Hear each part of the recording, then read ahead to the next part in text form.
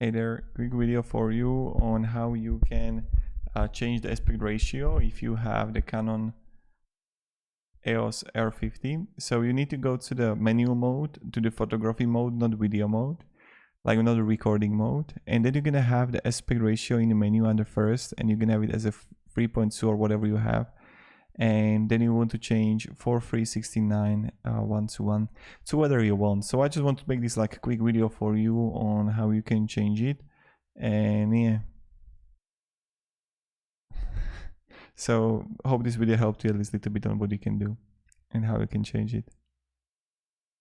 So thank you very much for watching, and I hope this video gave you at least a little bit of value. So this is how you're going to change the EOS R50. I'm just talking because I just want to make this video 1 minute to get higher rank in a YouTube search.